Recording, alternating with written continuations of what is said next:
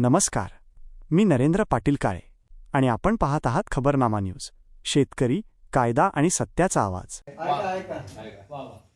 वड म्हणला बाई तुला दोन्ही हात जोडले. वटपौर्णिमेला बाई हे सगळं आपल्याला माहित आहे. एक बाई लगबगीनं पूजेसाठी आली. एक बाई लगबगीनं पूजेसाठी आली. भक्तिभावाने वडाला चक्रा मारू लागली. भक्तिभावाने वडाला चक्रा मारू लागली. वड देवा पूजा पदरात घे. वड देवा पूजा पदरात घे. जन्मोजन्मी पुन्हा मला हाच पती दे. जन्मोजन्मी पुन्हा मला हाच पती दे. आश्चर्याने वडाने विचारलं, हाच नवरा पाहिजे? आश्चर्याने वडाने विचारलं, हाच नवरा पाहिजे? काही मन बाई तुला खरंच मानलं पाहिजे. क्या बात है. काही मन बाई तुला खरंच मानलं पाहिजे. त्याच्यावरती बाई म्हणाली, काय करणार वड दादा? खूप विचार केला. काय करणार वड दादा? खूप विचार केला. हाच नवरा राहू दे म्हणून आतून आवाज आला. हाच नवरा राहू दे म्हणून आतून आवाज आला.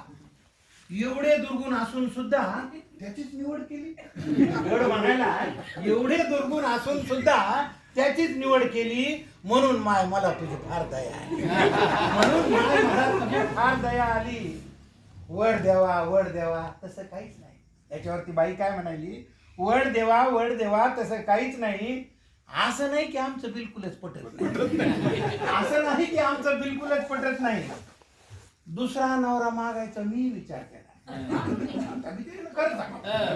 दुसरा नवरा मागायचा मी विचार केला. पण कल्पनेनंच माझा जीव कासा पण कल्पनेनंच माझा जीव कासावीर झाला. जास्तच बिलिंदर निघाल्यावर मग काय करायचं? जास्तच बिलिंदर निघाल्यावर मग काय करायचं? म्हणून म्हणलं याच्यासाठीच वडाभोवती फिरायचं. म्हणून म्हणलं याच्यासाठी वडाभोवती फिरायचं. तुम्हाला तर माहिती आहे देवा, मी काय कमी नाही.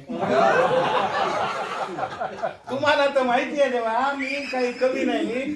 बिचाऱ्याच्या डोक्याला केस सुद्धा ठेवला. मामा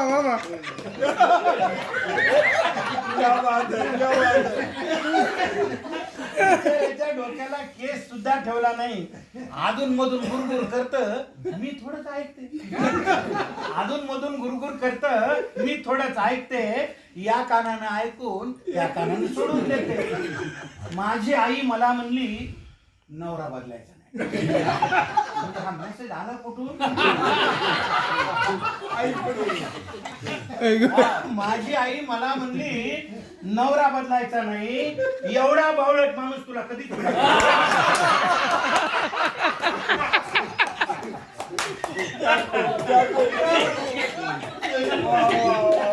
माझी आई मला म्हणली, नवरा बदलायचा नाही. एवढा बावळट माणूस तुला कुठेच मिळायचा नाही. तुम्हीच सांगा वड दादा, आईचं मन मोडू का?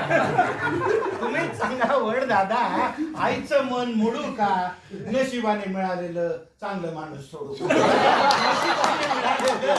चांगलं माणूस सोडू का? वयोवृद्ध झाडाने पण गडगडाटी हास्य केले. वयोवृद्ध झाडाने पण गडगडाटी हास्य केले. वड म्हणला, बाई तुला दोन्ही हात जोडले. वड म्हणला, बाई तुला दोन्ही हात जोडले. शेवटचं कडवं ज्याच्यासाठी कविता, न विसरता दरवर्षी पूजेसाठी येत जा.